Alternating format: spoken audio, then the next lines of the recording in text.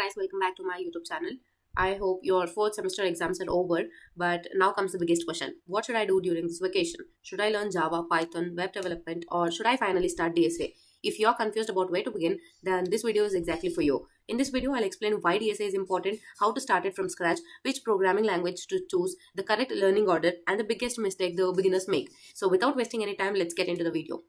First of all, let's understand the overall journey. If you start DSA immediately, you will improve your problem solving ability, and this will in turn help you in coding rounds. And finally, this will go hand in hand with your placement preparation, because in most of the companies coding rounds and the technical rounds, DSA is being going to asked. So DSA is very important and it goes hand in hand with your placements. So once you're done with all of this, you will be placement ready.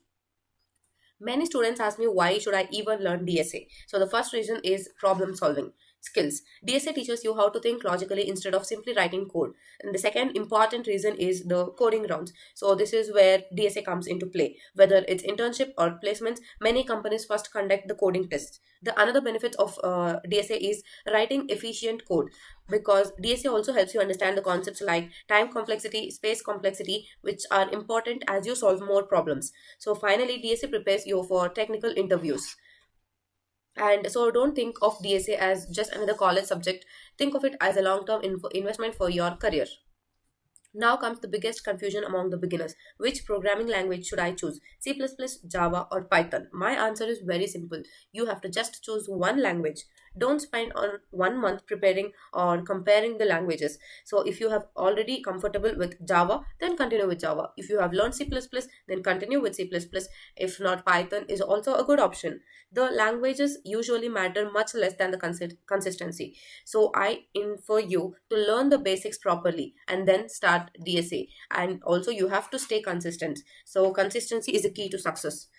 And one more thing, one language mastered is always better than knowing the basics of 5 languages. And I advise you to prefer Java, because in the current scenario, Java is being given the highest priority if you consider the DSA exactly.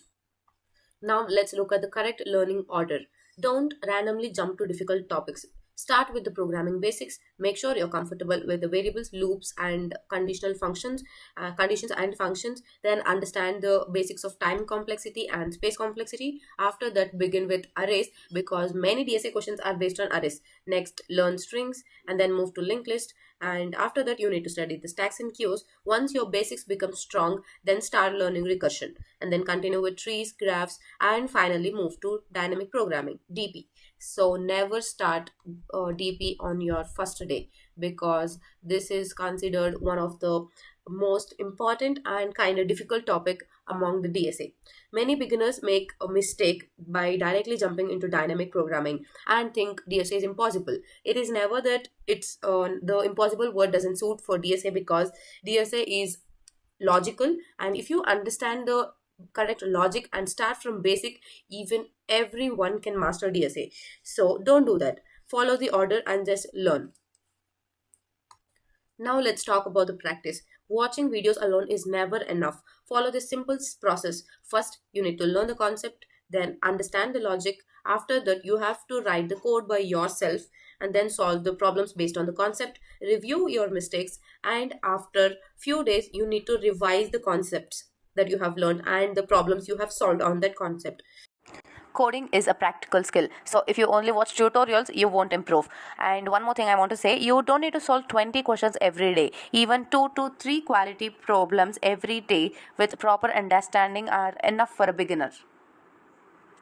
So at least try to practice 2 to 3 questions. And now coming to the biggest mistakes like every beginners make in the DSA is only watching tutorials. So please don't only watch tutorials. You have to understand the concept by watching tutorials and then implement the same thing you in the problems. And the other one is learning multiple languages. So please don't try to learn 2, 3, or 4 languages for one DSA. Just you have to know the concepts basics and of only one language, and the other one is copying solutions. So never do that while solving problems. So you have ample amount of time, as you have just completed your fourth semester, so you can spend a lot of time on single solution, like solving a single problem. So that's not at all an issue. And next comes skipping revision. So we are not robots, okay, understand that one, that's very important. So humans need revision to remember the concept nicely, so do not skip revision. And the next thing is comparing with others. Never do that, because comparing will demotivate you sometimes. So small daily progress will always beat motivation. So I would recommend you to compare yourself with yesterday's version of yourself, so never compare with others. And finally, I can say that consistency wins over everything. So you have to stay consistent throughout your DSA learning journey. So that's the complete beginner roadmap for starting DSA after your fourth semester. And if you're planning for internships or placements, start early and stay consistent. Don't wait until your final year, okay? This is the right time to start your preparation for internships or placements. And one more thing, I didn't include a complete day wise timetable for DSA in this video, because I wanted to keep this video focused and easy to follow. But if you guys want a separate video where I share the exact day wise DSA schedule, topic wise timeline, revision strategy, and daily practice plan, then comment DSA roadmap below. If enough of you guys are interested, then I'll make that detailed roadmap next. If you found this video helpful, please don't forget to like, subscribe, and share it with your friends. So thank you for watching, guys. I'll see you in the next video.